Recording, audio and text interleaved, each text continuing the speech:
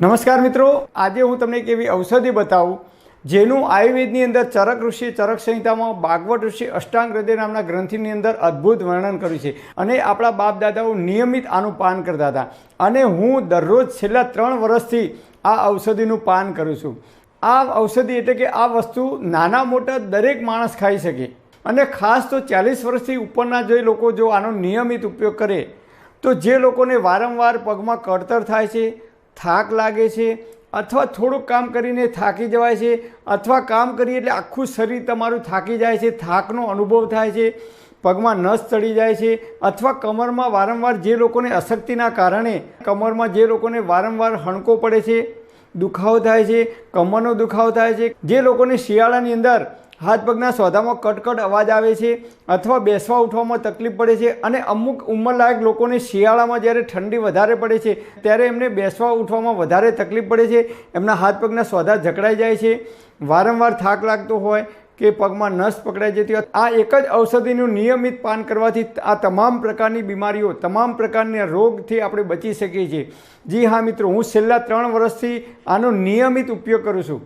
ભૂખ્યા પેટે પણ ખાઈ શકાય, જમ્યા પછી પણ ખાઈ શકાય, જમવાની સાથે પણ લઈ શકાય, સવારે ચાની અંદર પણ આનો ઉપયોગ કરી શકાય। હું 3 ટાઈમ આનો ઉપયોગ કરું છું। સવારે ચાની અંદર પણ ઉપયોગ કરું છું, બપોરે ભોજનની અંદર પણ ઉપયોગ કરું છું। આ મારો ટિફિનનો ડબ્બો છે, હું દરરોજ ટિફિનની અંદર આ વસ્તુ લઈને જાઉં છું અને નિયમિત રેગ્યુલર ખાઉં છું અને આજે મારી ઉંમર 52 વર્ષ થયા છતાં મને પગમાં કળતર થતી નથી, હાથ પગમાં દુખાવો થતો નથી, અશક્તિ આવતી નથી, પગમાં ક્યારેય નસ પકડાતી નથી, ડાયાબિટીસ, હાઈ બીપી, કોલેસ્ટ્રોલ, મને કોઈ દિવસ માથું દુખતું નથી, કોઈ દિવસ મને પેટમાં ગેસ થતો નથી, એસિડિટી તો જિંદગીમાં ક્યારેય થઈ નથી।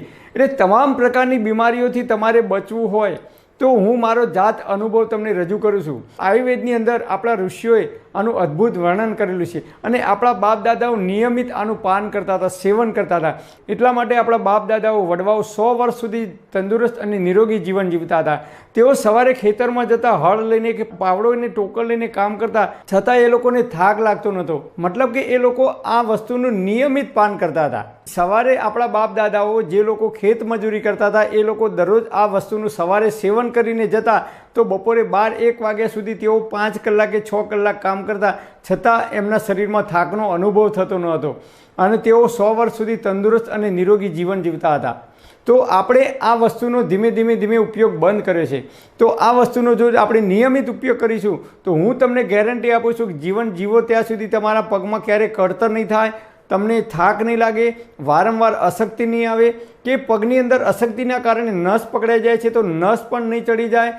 અશક્તિના કારણે શરીરમાં તમારા જો કમરમાં વારંવાર હણકો પડતો હોય તો એ પણ પ્રોબ્લેમ દૂર થશે અને B12ની ઉણપ હોય અને એના કારણે શરીરમાં કમજોરી આવતી હોય એ પણ બીમારીઓ તમારી દૂર થશે અને કેલ્શિયમના ઉણપના કારણે શરીરમાં હાથ પગમાં કળતર થતી હોય, અશક્તિ આવતી હોય કે જેટલી પણ બીમારીઓ કેલ્શિયમની ઉણપના કારણે આવે એ તમામ પ્રકારની બીમારીઓ દૂર થશે। કારણ કે આની અંદર કેલ્શિયમ ભરપૂર માત્રામાં છે, ફોસ્ફરસ ભરપૂર માત્રામાં છે, આયર્ન ભરપૂર માત્રામાં છે, વિટામિન A, વિટામિન E અને અનેક પ્રકારના ખનિજ તત્વોથી આ ભરપૂર છે અને આપણા બાપ દાદાઓ નિયમિત આનો ઉપયોગ કરતા હતા એટલે હું નિયમિત ઉપયોગ કરું છું અને તમને પણ સલાહ આપું છું કે તમે પણ આનો નિયમિત ઉપયોગ કરશો તો આમાંથી તમામ પ્રકારની તમે બીમારીઓથી બચી શકશો।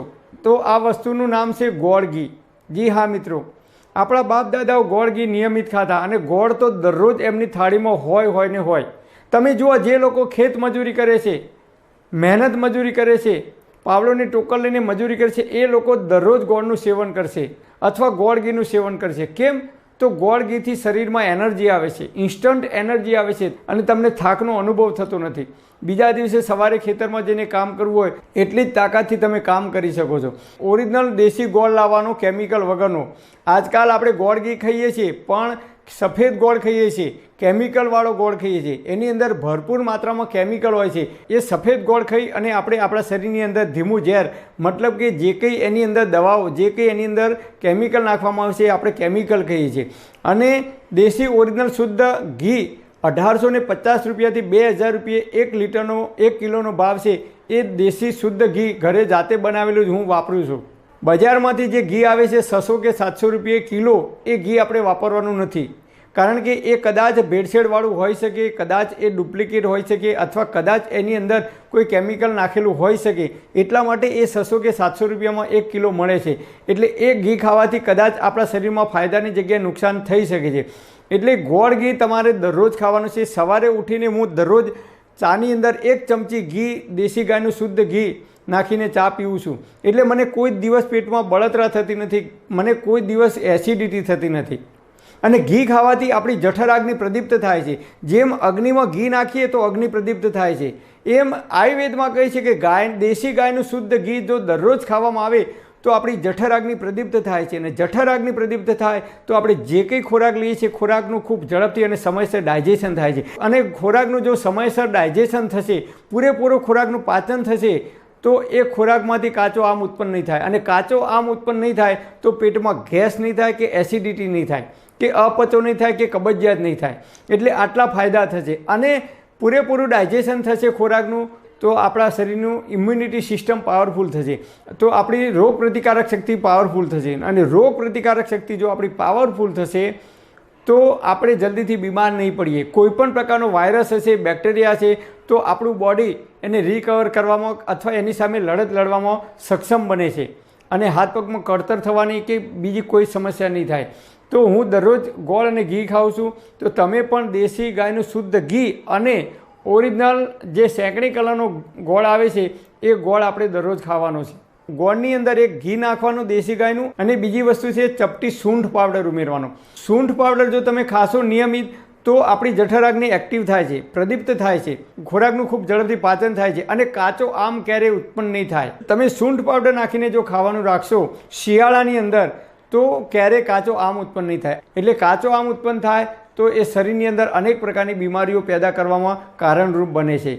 તો આ રીતે તમે ગોળની અંદર દેશી ગાયનું શુદ્ધ ઘી અને ચપટી સૂંઠ પાવડર નાખીને નિયમિત જો ખાવાનું રાખશો, પણ સૂંઠ પાવડર પણ બજારનો પેકિંગવાળો લાવવાનો નથી, ઘરે જાતે બનાવેલો હોય સૂંઠ પાવડર એનો જ ઉપયોગ કરવાનો છે. કારણ કે બજારમાંથી જે લાવીએ છીએ સૂંઠ પાવડર એ ગમે તેવી સૂંઠ હોય, સડી ગઈ હોય, કે જીવાત પડી હોય, કે ખરાબ થઈ ગઈ હોય, કે ખરાબ આદુ હોય, એને સૂકવીને એ સૂંઠ પાવડર બનાવતા હોય છે.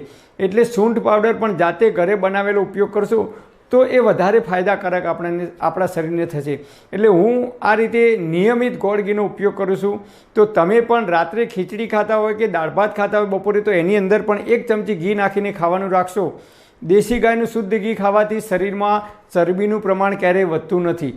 ભેંસનું ઘી ખાવાથી વધે છે, કારણ કે એમાં કેલરી વધારે હોય છે. એટલે જે લોકોને ઓલરેડી શરીરમાં વજન વધારે છે, 90, 95, 100 કે 110 કિલો, એવા લોકોએ ઘીની માત્રા ઓછી લેવાની છે, નહીં તો શરીરમાં વજન વધી શકે છે.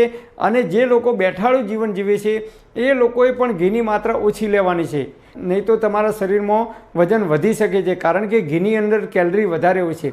અને આપણે મહેનત કરતા નથી, મજૂરી કરતા નથી, કામ નથી કરવાનું, ખાઈ પીને બેસી જ રહેવાનું હોય ખુરશીની અંદર કે એસીની અંદર કે ઓફિસની અંદર, તો એવા લોકોએ ઘીનો ઓછો ઉપયોગ કરવો, નહીં તો શરીરમાં વજન વધી શકે છે. એટલે એવા લોકોએ આટલી કાળજી રાખવાની. અને અત્યારે નાના બાળકોને પણ વારંવાર રમવા જાય છે તો થાક લાગે છે, ક્રિકેટ રમવા જાય કે ગમે ત્યાં, અને ઘરે આવીને થાકીને સૂઈ જાય છે. તો નાના બાળકોને પણ તમે ઘી અને ગોળ જો આપવાનું રાખશો ભોજનની અંદર, સવારે, બપોરે કે સાંજે ગમે ત્યારે, તો એમનું શરીર પણ ખૂબ મજબૂત બનશે. અને વૃદ્ધ લોકો છે એમને પણ જો ગોળ ઘી થોડુંક આપવાનું રાખશો 2 ટાઈમ અથવા 3 ટાઈમ, તો એમને જે શરીરની અંદર અશક્તિ આવે છે, કે ઉંમરના કારણે અશક્તિ આવે છે, કે કેલ્શિયમની ઉણપના કારણે શરીરમાં જે કંઈ બીમારીઓ આવે છે એ બીમારીઓથી બચી શકશે. પરમપિતા પરમાત્મા આપ સર્વેને તંદુરસ્ત અને નિરોગી રાખે એવી હૃદયપૂર્વક મારી પ્રાર્થના. Thanks for watching my video. Thank you.